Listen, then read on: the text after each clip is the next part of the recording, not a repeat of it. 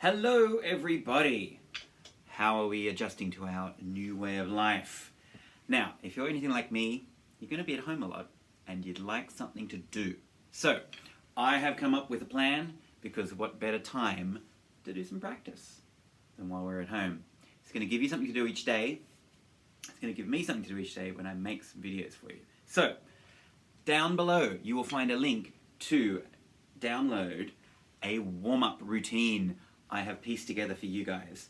And the purpose of this video is going to be to go through the 7 steps of this routine, and then from tomorrow, I'm going to post videos, and we're going to slowly, the videos are going to work through this warm-up, and we're going to slowly increase the tempo each time we meet, and each time we do it, a little bit faster, and trust me, a couple of weeks from now, the difference will be huge.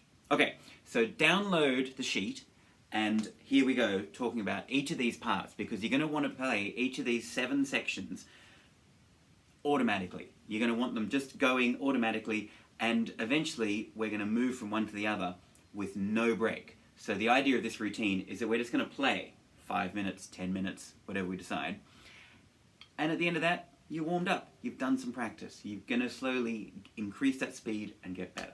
Okay. Have a look at the sheet. Number 1 is what I probably start most of my lessons with, and most of my warm-ups with, 8 strokes on each hand. The purpose of this is to get a nice rebound stroke. You push the stick down, I didn't count 8, that was about 12. You push the stick down, and the pad or your drum sends it back up. Just like bouncing a basketball.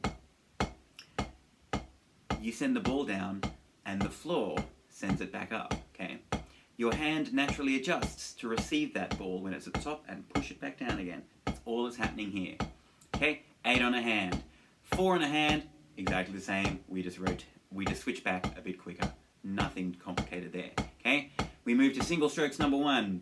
That is alternating at 2 different speeds, at quavers and semi-quavers. We just double the speed. Okay. All we want to do here is keep that nice rebound stroke going. No tension, it's all coming from the wrists. Focus on where the fulcrum is. That's the connection between your thumb and forefinger and the drumstick. And I'm going to stop here for 1 second, because what I want you to think about is you're going to start to feel a little bit of air. I'm stealing this from a very great drummer, Tommy Igo, who talks about the air at the back of the hand. As this stick comes up, that's going to happen. We want that. You want to feel the back of the stick. Understand what it's doing.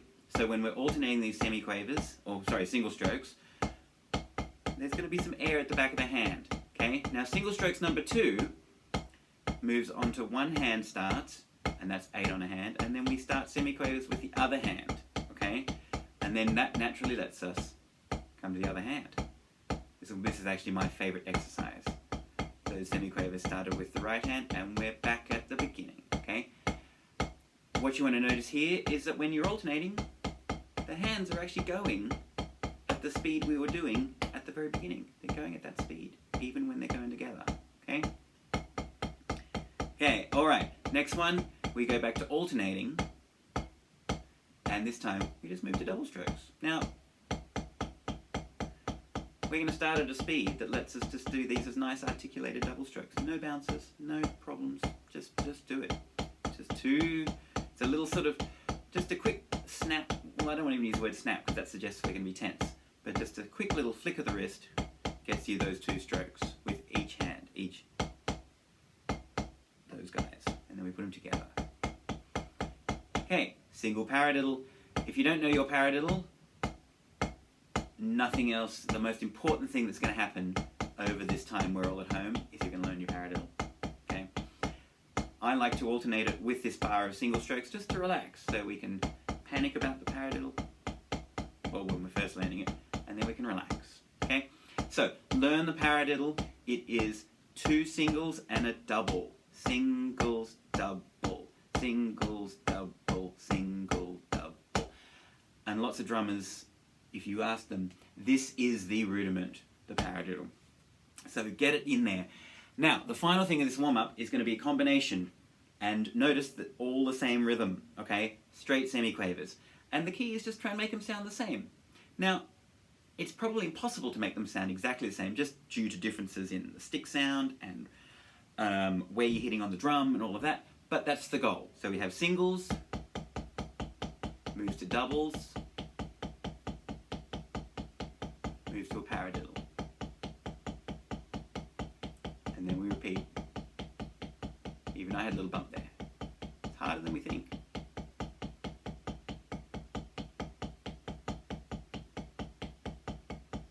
Just a little 3-bar exercise. Okay, so what we're going to do is we're going to start a routine where we just repeat each of those lots of times and we try to move to the next without stopping.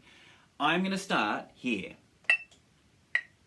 This is crotchet equals 70. So, with me, I'll have the metronome going, so you don't need a metronome, you just need a pair of sticks and your pad or your drum, and we're starting at a crotchet equals 70. So if that's still too fast for some of these exercises, doesn't matter. That's your first job. Let's try to get at that speed. I've picked that because crotchet equals 70, I'll show you, is just about the speed where this guy sits nicely, this opening exercise. 8 on a hand. We can do a nice repeated sort of perpetual motion stroke here. Okay, that's why I picked that. And then from there, as I said, we're going to wind the tempo up very gradually. But trust me, in 1 week, 2 weeks, 3 weeks, it'll be much quicker.